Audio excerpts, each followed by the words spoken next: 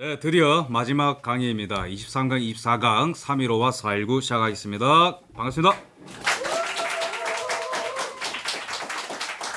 네, 드디어 영상 강의 대단원의 막을 내립니다. 물론 제 책에는 그 이상의 이야기들이 이제 적힐 것이지만은 이 419와 315로 대단원의 영상 강의는 이렇게 막을 내리도록 하겠습니다.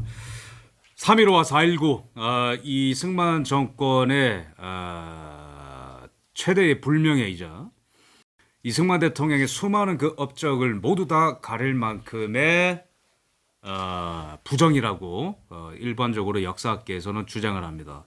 과연 그게 사실인지 그렇게 단편적으로 이 노 지도자의 노욕으로 점철된 1950년대인지 그 결과로서 대한민국의 민주주의는 후퇴한 것인지 1인 독재자를 막아선 4.19 부정선거는 과연 혁명인지 이런 것들에 이제 문제 제기를 좀 하는 시간이 될 것이고 기본적으로 이승만 대통령에게 모든 비단의 화살이 돌아가게 되면은 1950년대 대한민국의 정치적 악습, 대한국인 특유의 관습 안에 있는 이 악습들 이런 것들이 조명이 되질 않습니다. 결론적으로 말씀드리자면은 3.15 부정선거의 획책자는 이승만 대통령이 아니고 당시의 내무부 장관 최인규 내무부 장관의 작품이었습니다. 하지만 1950년대 말부터 격해졌었던 이 정치적인 격변, 더 길게는 1950년대 초반부터지만 그 결과로서 1960년 3월 15일 정부통령 선거에서 엄청난 부정선거가 자행이 되었고 자유당, 이승만의 자유당에서 엄청난 부정선거가 자행되었고 그 결과로서 수많은 학생들이 부정선거를 규탄하고 이승만 정부를 규탄하게 되면서 시위자들이 대거 늘어났고 그 과정 속에서 죄가 없는 학생들이 희생당하는 사건이 있었습니다. 그러면서 자유당은 몰락했고 그 사건의 배후자는 최인규 내무부 장관으로 지목이 되었고 하지만 이 모든 사건의 총책임은 내가 진다라는 책임감하에 이승만 대통령은 하야 선언을 하고 대통령직에서 내려옴으로써 이승만 시대는 막을 내립니다. 그 시대를 우리가 한 사람을 악마화하는 그런 영화적인 동화적인 접근을 하는 게 아니라 철저히 현실적인 철저히 사실 중심적인 접근을 해보도록 하겠습니다. 무려 공중파에서 그냥 이거는 역사학계에서 검증이 끝난 얘기니까 PD들이 작가들이 그냥 이런 구성을 해도 되겠지라고 해서 공중파에서 이런 방송들을 해요. 뭐 그날의 총성, 뭐 그날의 무슨 뭐 부정선거 이러면서 이미 다 검증이 끝나듯이 얘기를 하면서 꿈을 꾸던 어린 친구들이 경찰의 총에 희생당했다 이러면서 최종 방향은 그래서 이승만이라는 이 악마 정권이 끝났다. 그래서 4.19 혁명이 이런 얘기를 합니다. 먼저 용어 정리부터 합시다. 혁명이라는 단어는 이전에 있던 악습과 어떤 관습과 제도와 질서를 다 바꾸고 완전히 새로운 것으로 바꾼다는 뜻이겠죠. 혁명은. 근데 그런 측면에서 뭐 프랑스 혁명 같은 경우에는 굉장히 반동적인 혁명이었죠. 루이 16세라는 왕의 목을 자르고 처형을 함으로써 마치 새로운 세상이 온 것 같지만은 혁명이라는 이름을 아무리 붙여도 프랑스는 100년 동안 계속해서 대통령제, 왕정제를 반복하면서 그들이 원했던 유토피아는 100년 동안 오지 않았습니다. 혁명이라는 이름은 내걸었지만은 한 발짝 한 발짝 내걸 때마다 또다시 혁명이 터지고 또다시 내란이 터지고 또 누군가가 쿠데타를 일으킴으로써 앞으로 전진하다가 뒤로 가고 대통령제를 했다가 다시 왕이 돌아오고 계속해서 100년 동안 그 일을 내걸었죠. 러시아 혁명 같은 경우는 혁명일까요? 레닌이 혁명이라는 단어를 썼습니다. 이건 레볼루션이다. 1917 레볼루션이다. 그러면서 토지를 다 빼앗고 지주로부터 기독교인들로부터 다 토지를 빼앗고 종교의 자유를 말살하고 모든 제도를 다 철폐하고 모든 권력을 다 자기에게로 기속시켰습니다. 그런데 그 결과로 따라온 거는 진보와 혁명이 아니라 제정 러시아 때보다 더욱더 후퇴한 인권, 더욱더 후퇴한 경제 상황, 더욱더 후퇴한 권력 분산이 따라왔죠. 그래서 혁명이라는 단어를 쓴다 해서 다 혁명이 아닙니다. 4.19를 혁명이라는 단어를 쓰지만 4.19의 결과로서 뭐가 따라왔죠? 경제가 나아졌나요? 단 하나도 나아지지 않았습니다. 인권이 나아졌나요? 단 하나도 나아지지 않았습니다. 정치가 개선되었나요? 단 하나도 개선되지 않고 오히려 정치는 내각제 책임제로 그 결과를 맞이하게 됨으로써 윤보선 대통령과 장내 총리가 어설프게 권한을 나눠 가지게 되면서 서로 정쟁을 하느라, 청와대 안에서 정쟁을 하느라 하나의 정책도 통과되지 못하고 나라가 으스러지기 직전까지 갔습니다. 결론적으로 말하면 4.19는 혁명이 아닙니다. 그냥 뭐 사태 정도라고 저는 표현하고 싶네요. 이 3.15와 4.19를 이야기 전에는 뭐 부정선거와 이런 것도 중요하지만은 기본적으로 당시에 민심이 왜 자유당 또는 이승만으로부터 떠나가고 있었고 왜 당시에는 민주당의 선동이 잘 먹혔는가, 왜 당시에 이승만과 자유당은 계속해서 코너에 몰리고 있었는가라는 이 정치적 위기를 알아야 됩니다. 신생 대한민국은 어려웠는데 거기 한국 전쟁까지 일어났죠, 그죠? 그래서 한국 전쟁이 일어나서 그 경제적 피해를 합산을 하면은 당시에 국민들의 국민 총소득의 2배에 달하는 숫자가 한국 전쟁을 통해서 다 사라졌습니다. 1년간 한국 국민들이 벌어들일 수 있는 수익의 2배가 한국 전쟁을 통해서 다 날아갔어요. 그리고 200만 명에 달하는 한국인들이 사망하고 부상 입었습니다. 200만 명. 그 대부분은 20대, 30대 젊은 층, 허리층이 다 잘려나갔다라는 거예요. 심각하죠. 전 국토 61만 채의 일반 주택이 불탔고 15만 동의 학교가 사라졌고 17,000개의 기업이 사라졌어요. 이러면서 293만 두의 가축도 소실된 6.25 전쟁, 모든 게 사라져 버렸습니다. 원래 우리 대한민국 남한은 북한에 비해서 전력시설과 공업시설과 이 어떤 비료공장 이런 게 숫자적으로 압도적으로 불려 있거든요. 근데 한국전쟁 이후에 더욱더 어려운 상황을 맞이하게 됐던 것입니다. 이거는 이제 부산의 이제 화재 현장을 이승만 대통령이 이제 그 둘러보는 사진인데 표정이 모든 걸 말해주죠, 그죠? 이 참담함, 그죠? 모든 게 다 불타버린 거예요. 그러면서 하나둘씩 재건을 하게 되는데 뭐 국민 후생 주택 시찰을 또 하는 모습이고, 지금 우리가 LH 이런 데서 주택 만들면 멋지잖아요, 그죠? 근데 당시에는 나라가 또 집을 만들어도 이 정도 수준밖에 안 되는 거예요. 왜? 지금의 대한민국의 기준으로 생각하면 절대 안 됩니다. 지금 대한민국 어떤 나라가 됐죠? 남의 나라 가가지고 건설해주는 나라가 됐죠, 그죠? 남의 나라 가가지고 원전 수출하는 나라가 됐어요. 남의 나라 물건까지 그 실어 나르는데 그 도와주는 선박도 만들 수 있고 석유도 나를 수 있고 온갖 걸 나를 수 있는 선박을 만들어요. 도로를 만듭니다. 자동차를 만들어 수출합니다. 스마트폰을 만들어서 수출합니다. 근데 이때의 대한민국은 자체적으로 생산할 수 있는 주력 상품이 아무것도 없습니다. 한국 경제가 50년대 얼마나 열악했냐면은 이렇게 한 말씀 드릴게요. 1960년대, 70년대 초반까지, 중반까지 이제 지방별로 다른데 학생들의 소변을 모아서 수출을 할 정도로 나라가 못 살았어요. 화학용품으로 쓰인다고, 사람의 소변이.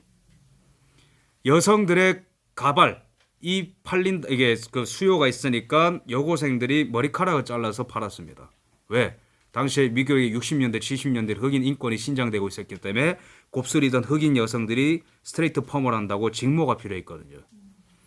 그 정도로 우리나라가 60, 70년대에 못 살았어요. 50년대 얼마나 심했겠습니까? 전기도 안 들어요. 다 호롱불 켜고 도로도 안 닦여 있어요. 근데 이제 이 3.15 부정선거까지 이르는 길이 왜 이걸 파악해야 되는데 지방이 다 불타버렸어요. 그나마 재건되는 곳은 도시 중심입니다. 그러니까 젊은 사람들이 도심으로 많이 오죠. 근데 나라 현상은, 나라 상황은 아무것도 없어. 근데 배우는 거는 데모크라시야. 라디오를 통해서 듣는 건 데모크라시라는 거예요. 학교를 통해서 이론적으로 배우는 거는 영국의 내각 책임제를 배우는 거예요. 미국의 대통령제를 배우는 겁니다. 그러면서 뜨내기 지식인들, 언론인들, 머리 설익은 학생들이 나라 상황은 완전히 황폐화가 돼 있는데 머리와 이상은 완전히 천국에 가 있는 거예요. 그게 3.15 부정선거와 4.19까지 일어나는 그 폭발력을 이해하는 배경입니다. 그러면서 제가 이승만 대통령의 50년대 경제개발에 관한 논문들을 읽어보는데 공통점이 뭔지 아세요? 다 계획이 재건, 신설 이런 거밖에 없어요. 박정희 때는 중화학공업과 외자 도입과 이런 계획이라도 있죠. 50년대에는 다 무너졌으니까 신설, 재건 이런 거밖에 없어요. 시멘트 공장을 어떻게 재건할 것이고 비료 공장을 어떻게 만들고, 비료 공장이 없어요, 이 나라에. 50년대 얼마나 심각한지 알겠죠, 그죠? 발전소 복구, 그죠? 복구입니다. 다 이때의 사진에 붙어 있는 단어들이 복구, 재건, 신설 이런 거예요. 이거는 이제 제지 공장, 제주 공장 이게 둘러보고 계시고, 그다음에 무슨 뭐 또 뭐 공장, 그다음에 이제 탄광 또 가시고, 이때 그나마 살릴 수 있는 산업들을 제가 다 보여드리는 거예요 지금. 방직, 그 뭐 옷감 만드는 거, 그다음에 직업훈련소, 그죠? 직업훈련소인데 막 뭐 이런 환경이에요. 그다음에 시멘트 공장. 요약을 하자면은 뭐 시멘트, 비료, 석탄 이런 걸 할 수 있는데 여전히 그 품질이나 이런 것들이 수출할 만한 상황은 아니고 여전히 내수 시장을 만족할 만한 수준인데 그마저도 생산량이 못 따라가고 있는 거고, 그나마 수출을 하고 그나마 좀 많이 만들어낸 거는 아주 단순하게 옷감 짜내는 거, 방직 산업. 요 정도만 발전하고 나머지는 다 그냥 바닥이라 보시면 됩니다. 50년대 경제가. 근데 여기서 아주 심각한 거는 이 지표를 보면 논문에서 발췌를 해왔는데 한국의 이 투자 자립도를 보면은 다 절반을 못 넘겨, 50%를 못 넘깁니다. 50년대. 이게 뭐냐? 뭐를 시설을 만들려면은 한국 돈을 써야 되잖아요. 아니면 외화를 쓰거나. 근데 그 투자 자립도가 절반을 못 넘는다는 거는 미국이 다 부담을 하는 이게 부담금이라는 거예요. 그 말인즉슨 미국이 지원을 끊으면은 대한민국의 경제 숨통을 그냥 끊긴다 이 말입니다. 경제 자립도가 거의 없는 나라를 보시면 돼요. 왜? 한국 전쟁을 통해서 모든 게 날아갔고 원래 모든 게 없었으니까.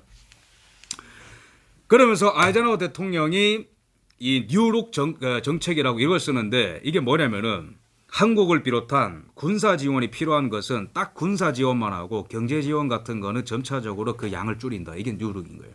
한국을 골타먹이고 이런 게 아니고 미국 이 아이젠하워의 이 공화당의 기조는 뭐냐면 지금도 그렇지만은 미국은 최대한 작게 해야 된다. 감당할 것만 현실주의잖아요. 그죠?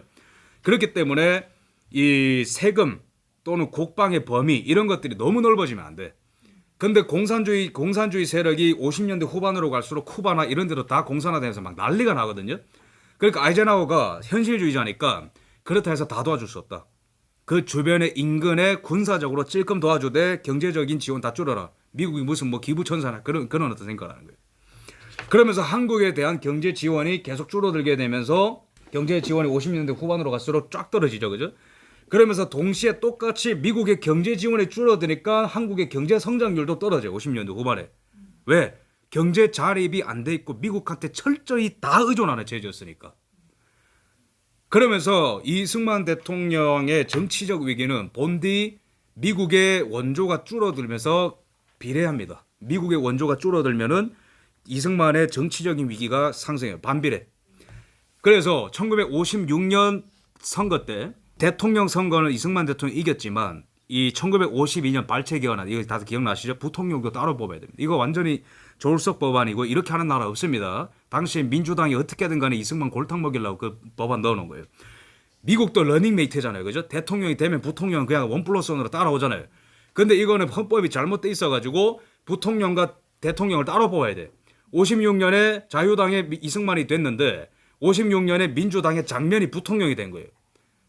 그러니까 이게 뭘 말하는 거냐면은 장면이 부통령 당선될 때 내건 슬로건이 뭔지 아세요? 못 살겠다 가로자. 경제 지원이 줄어들고 정치적인 위기가 이게 상승되면서 민주당과 언론에서 그 상황도 모르고 그냥 이승만 제거하면 장땡이다고 융단 폭격을 퍼붓는 거예요. 여기서 국민들은 장난 맞추고 놀아납니다. 이런 상황이 50년대 후반이라는 걸 아셔야 돼요. 이승만 대통령이 얼마나 고군분투했는가. 이 운크라라고 유엔에서 한국의 경제를 좀 살리려고 만든 위원회예요. 근데 여기에서 미국에 무슨 그 경제 전문가가 있어요. 무슨 네이선이라고. 네이선이라는 사람한테 계획표를 좀 만들어 달라. 한국의 지금 상황이 어떻고 살리려면 뭐 해야 되냐. 근데 이 네이선 보고서에 따르면은 이 논문이 잘 정리했는데 농업 중심하고 일본이 만드는 공업 제품들을 소비하는 그런 나라로서 크면 된다. 차례대로 하라 이거예요. 분수 지키라 이거죠. 그죠? 농사하고 그다음에 미국이 좀 돈 주는 것 같고 일본에서 팔리는 공업품들 뭐 자동차 뭐 철 이런 거 갖다 써라 그냥. 이 말은 뭐냐? 너네들이 직접 만들 생각을 하지 말라는 거예요. 근데 이승만 대통령과 미국의 사이가 더욱더 벌어지는 게 뭐냐면은 이승만 대통령이 싫다 했어요. 왜 우리가 당신들이 하라는 대로 해야 되지? 우리가 돈을 받았으면 우리가 자체 생산하는 길로 간다. 철도 우리가 만들고 비료도 우리가 만들고 원자력 발전소도 우리가 만든다. 특히 이 원자력 발전소를 만든다는 얘기를 듣고 미국이 화들짝 놀래가지고 미국의 원조금을 빼내가겠다 했어요. 근데 이승만 대통령이 거기서 초강수를 썼죠. 미국의 자산, 한국은행에 예금돼 있었던 미국의 달러 자산을 동결시켜라고 명령해요. 그 정도로 극단적인 대립까지 치달았습니다. 50년대 후반에. 그러면서 이 이승만 대통령 이제 이 우리나라 원자력 역사는 이승만 대통령 때부터입니다. 이승만 대통령 때부터 건설이 됐어요. 없는 돈 다 짜냈어요. 이승만 대통령이 정말 검소하게 살았거든요. 이승만 대통령 항상 밥과 김치, 계란국 그 정도. 아침은 항상 샌드위치 하나. 과소비를 혐오하는 분, 과식을 혐오하는 분. 이건 제가 부끄럽게 생각해야 되는데. 근데 그 돈 아껴가며 유학생들 만들어서 나라 없는 곳간 다 쥐어 짜내가지고 원자력 배워와라. 미국 보내고 프랑스 보내고. 그래서 원자력이 시작된 거예요. 근데 미국 입장에서 봤을 때 안 그래도 돈이 없고 뭐 할 줄 없는 나라가 기술도 자본도 없는 나라가 돈 줬으면 알아서 조금 천천히 시작할 것이지 무슨 원자력이나 그거 만드는데 50년 100년 더 걸리는 건데 뭐 원자력이냐. 화가 나는 거예요. 미국 입장에서. 근데 이승만 대통령 멀리 보자. 미래를 보자. 원자력을 만들어야 전력을 공급할 수 있고 원자력을 만들어야 안전하게 전력이 공급돼야 공장이 돌고 공장이 돌아야 철강이 돌고 다 구상이 있는 거예요. 그러니까 이승만 대통령은 박정희 대통령이 중화공업으로 대한민국의 산업화의 상징이지만은 이승만 대통령도 50년대에 그에 못지않게 고군분투하면서 대한민국이 최대한 남의 나라한테 의존하지 않으면서 장기적으로 자립할 수 있는 나라의 그 경제적 토대를 만들려고 몸부림쳤던 거예요. 근데 미국과 계속 부딪히는 거죠. 그죠? 덜 준다, 돈 내놔라, 이거 해라 저거 해라 싸우는 거예요. 그러면서 마음에 안 드니까 이승만 대통령을 슬슬 이제 좀 제거를 하자 이런 말이 나와요. 미국 국무부에서. 미국 국무부가 항상 문제입니다. 미국 상원하원이 지출을 줄이면서 미국의 그 국제 질서들을 이끌어 가야 되는데 한국의 이승만이 계속 말썽을 일으킨다. 이러니까 한 보고서가 이제 미국 상원에서 나온 거예요. 그 내용은 한국은 군사 지배가 정당을 대체하는 그런 사태가 나올 것 같기도 하다. 근데 하지만 당분간 그 가능성이 희박하다. 현재 한국에는 커다란 정치적 신망이나 조직력을 가진 군인은 없다. 이게 미국 상원의 보고서인데 이거를 당시에 한국의 좌파 잡지인 사상계에서 이걸 그대로 실었어요. 당시에 그 미국은 한국의 그 좌파적인 잡지나 언론사들한테 이 지원을 많이 했습니다. 동아일보를 비롯한. 그러니까 이게 뭐냐면은 한국의 군부를 자극하는 거예요. 한국은 지금 군부의 지배를 받아도 정당할 정도로 막 나가고 있는데 없네? 그럴 만한 조직이 없네? 인간이 없네? 이러면서 슬슬 한국 군부를 또 자극하는 거예요. 그래서 어쨌든 1960년대 초반의 이야기로 계속 좀 진행하게 하겠습니다. 3.15 부정선거 전에 한두 달 전의 이야기입니다. 이승만 대통령 홀로 독재를 했고 모든 국민과 적이었다. 그런 프레임은 절대로 먹히지 않는 게 당시 자료를 보면 다 나오죠. 이승만 이기붕 출마 환영 예술인 대회입니다. 예술인들 대회. 제가 이승만 대통령이 정치적 위기에 고착됐다라는 거는 그 이전과 비교해서 말씀을 드리는 겁니다. 99대 1로 밀렸다는 게 아니고 원래 압도적인 인기가 있었던 분인데 이제 이 미국과의 이 협상, 이 경제적인 대립과 원조가 줄어들고 경제가 위험하고 이런 상황들로 인해서 조금씩 이제 지지율이 깎인다 이런 의미죠. 출마 환영 대강연회. 그러니까 사람들이 이승만이 여전히 필요하다 이런 사람들이 여전히 많은 거예요. 이거는 이제 이승만 대통령과 이기붕 부통령. 당시에 또 어떤 일이 있었냐면은 민주당의 대통령 후보로 나온 이 조병옥 씨가 사망을 하게 됩니다. 병을 고치러 미국에 갔다가 사망을 하게 돼요. 그러니까 민주당 입장에서는 대통령 후보가 사라져 버렸어요. 그럼 부통령 후보만 남은 거예요. 그죠? 근데 민주당은 부통령 후보에 올인을 합니다. 왜? 이승만 대통령의 당시의 나이가 85세예요. 그러니까 곧 돌아가시겠거니 하고 부통령 선거에 장면을 내보내서 이기붕만 이기면 자동으로 부통령이 대통령이 되니까 민주당이 유리하다고 판단한 거예요. 이해가 되시죠? 그죠? 그래서 여기서부터 사단이 일어나게 되는데 결과론적으로 말씀드리자면은 3.15 부정선거를 통해서 여기는 대항마가 없어요. 그렇죠? 조병옥이 사망했으니까. 근데 이 선거가 문제가 되는 거예요. 이기붕이 79대 20으로 이겼다고 됐지만 이게 부정선거였죠. 이거를 기획한 사람이 여기 뒤에 있는 최인규라는 내무부 장관입니다. 여기서 사단이 일어나는데 이 사람의 사연이 뭐냐면은 철저히 반공주의자고 또 미국 유학 경험도 있고 그리고 이제 외교관 활동도 하고 이러면서 이승만 대통령을 이제 거의 숭앙하던 사람이었습니다. 이 사람이. 그래서 이 사람이 또 이제 목도했던 건 뭐냐면은 한국의 정치판이 이 부통령과 대통령이 따로 뽑히면서 완전히 혼란을 거듭하는 그 1956년을 목격하고 나서 그 일이 다시 있어서는 안 되겠다. 이 사람이 이빨을 꽉 깨물고 공산화가 돼서는 안 되고 이승만 박사가 당선이 되어야 이 나라가 당분간은 평안하다. 그런 어떤 삐뚤어진 애국심과 충성심으로 절대로 장면의 부통령 선거는 막아야 되니까 이기붕이 당선되도록 부정선거를 회책을 했던 것입니다.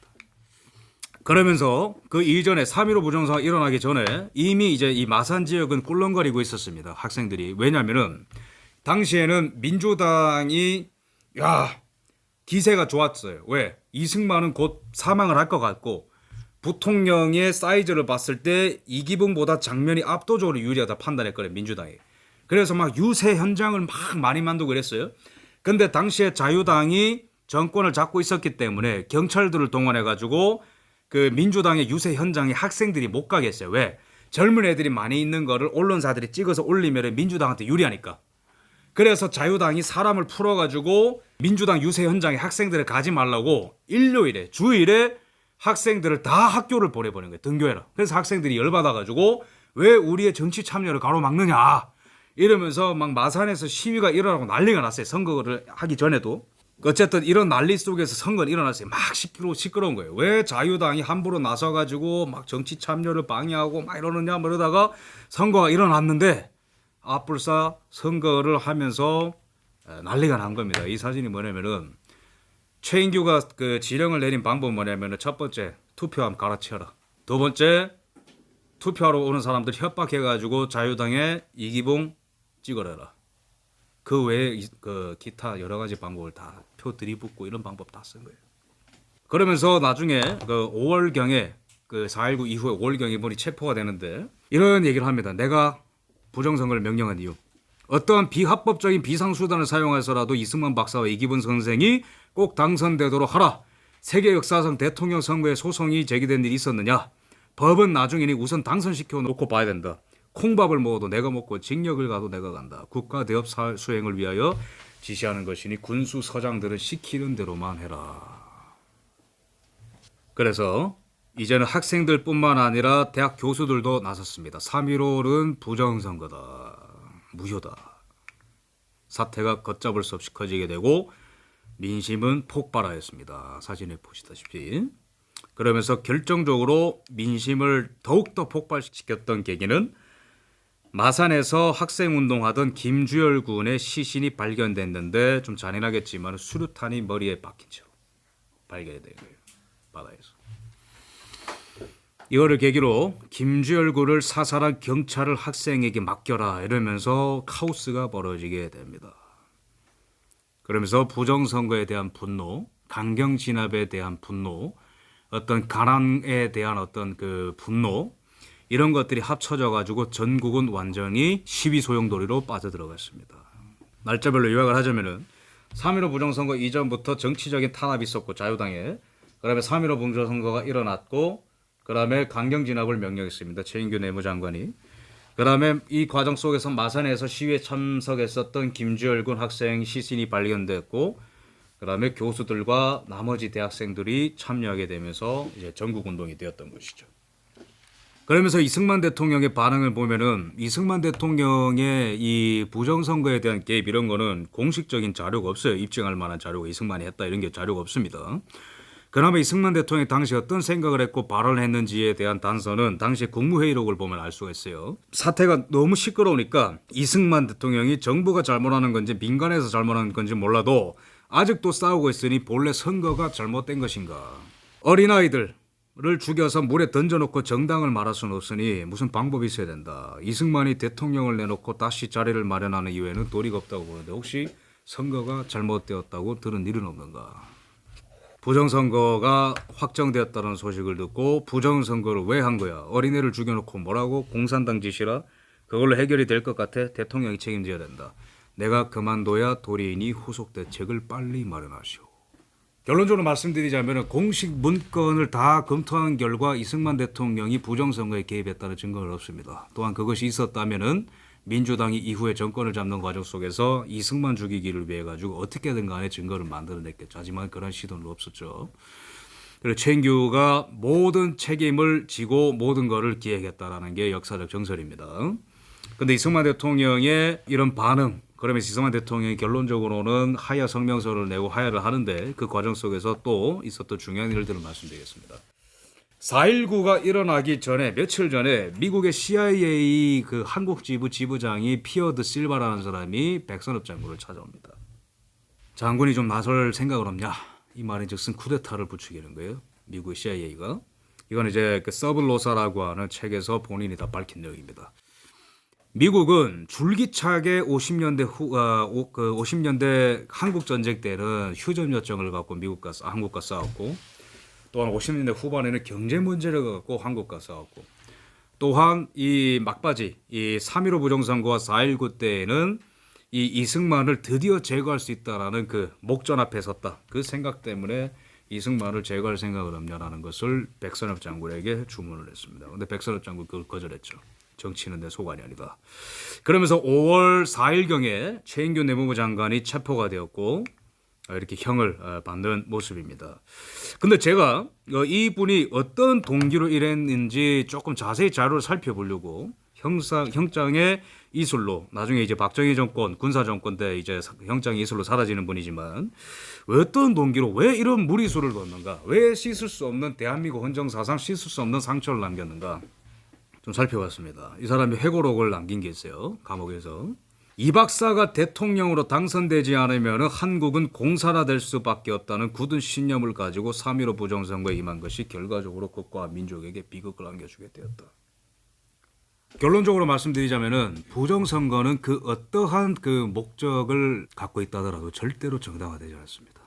부정선거는 절대로 정당화가 되지 않고 결과적으로는 대한민국 헌정사상 씻을 수 없는 아픔을 남겼고, 결론적으로는 그 팩트는 아니지만은 어쨌든 부정선거라는 꼬리표가 이승만 대통령을 계속해서 따라다니면서 그분의 빚과 업적을 모두 가리는, 그래서 저는 이거는 삐뚤어진 충성심이라고 표현하는 것입니다.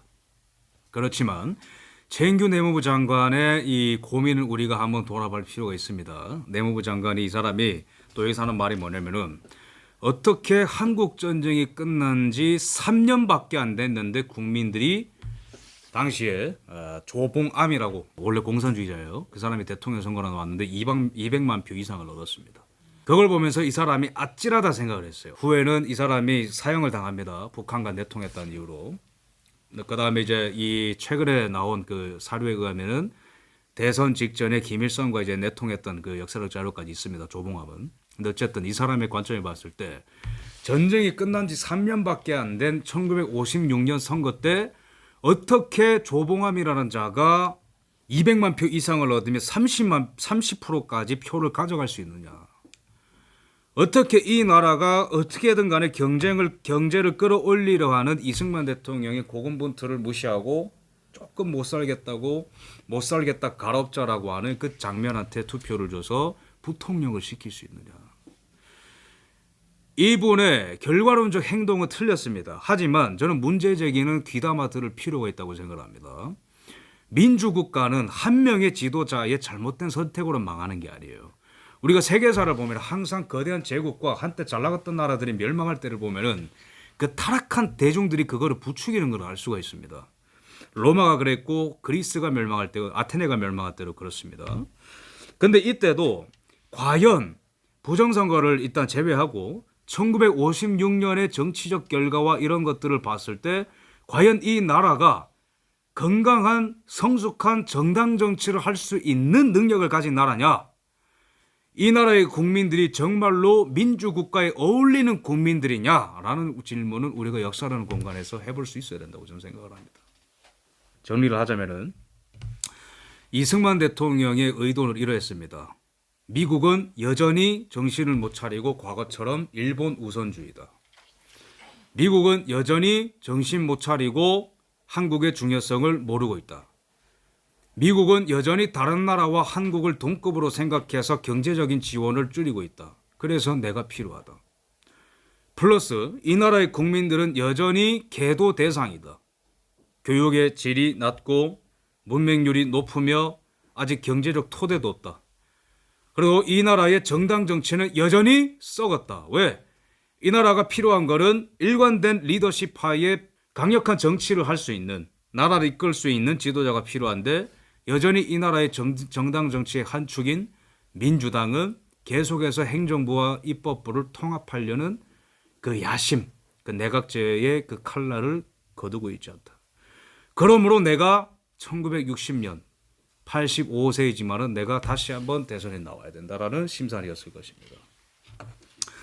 이승만 대통령의 그 의도는 일견 합리적이고 타당하다고 볼 수 있습니다. 하지만 이승만 대통령의 유일한 책임이 있다라면 최인규 내무부 장관을 비롯한 이승만 대통령의 그 카리스마 정치를 하는 그 12년 동안의 그 리더십 하에서 피어나던 그 충성 경쟁, 또한 그릇된 애국심, 그릇된 충성심을 가진 자들이 자신의 밑에서 자리를 잡고 있었다는 것을 눈치채지 못하고 있었다는 것이 이승만 대통령의 유일한 책임이라고 할 수 있을 것입니다.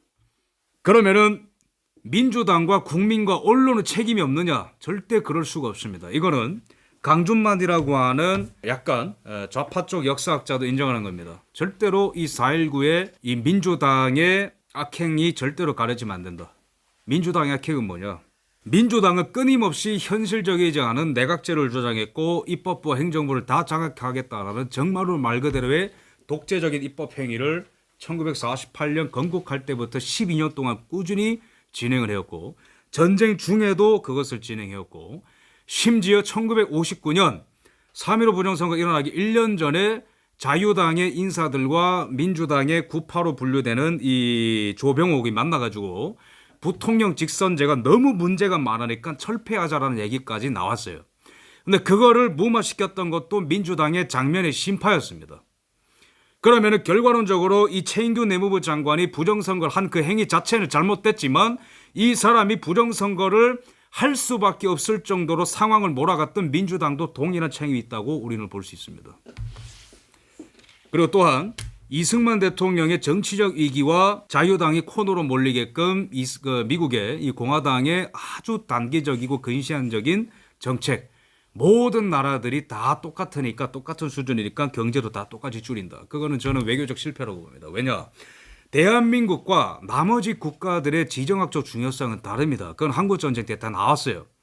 한국전쟁 때 한국이 위협받으면은 미국 전체가 끼어들어야 되고 일본까지 위험하다라는 그런 어떤 그 위험천만한 경험을 다 했으면서도 한국을 다른 나라와 똑같이 그 동맹국들과 그 위치를 똑같이 매김으로써 미국은 외교적 실패를 했고 한국의 정치적 상황이 계속해서 불안정하게 만들게끔 그 단초를 제공을 했습니다. 그러면서 3.15 부정선거는 최인규 내무부 장관이 총책임을 지고 군사 정권이 들어서면서 박정희 정권 때 사형당함으로써 그 이제 마무리가 됩니다. 그러면서 이 큰 그림을 봐야 되는데 어쨌든 미국이라는 존재는 이승만을 제거하면은 어찌됐든 잘 되겠거니 해가지고 그 임기 내내 에버레디 작전을 비롯해가지고 트루먼 행정부 때 2번, 아이젠하워 정부 때 1번, 그래서 에버레디 작전을 비롯해가지고 3번을 제거하려고 했어요. 그리고 임기 말에는 CIA를 통해가지고 이승만 대통령을 제거하려 했었고, 근데 미국도 실수한 게 뭐냐면은 이승만이 내려가면 한국이 정상화될 거라고 바라봤지만은 오히려 이승만이 사라지니까 정치적인 혼란은 배가가 되었습니다. 윤보선과 민주당의 그 장면이 완전히 갈갈이 찢어져서 서로 싸우느라 더욱더 국정이 불안해졌고 공산주의자들이 판을 치자 거기에 또 미국이 그 장면 내각을 쿠데타로 없애버리려고 2차로 또 쿠데타를 조직을 해요. 미국이 얼마나 당시에 단기적으로 틀렸다는 걸 얘기하는 거예요.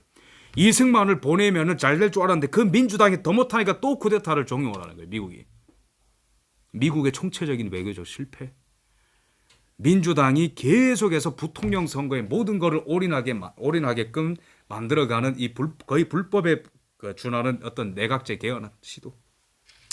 그 상황 속에서 삐뚤어진 충성심과 애국심을 가졌던 최인규 내무부 장관이 부정선거를 저질렀다. 이게 바로 3.15 부정선거의 저는 가장 그나마 사실에 입각한 해설이라고 저는 생각을 합니다.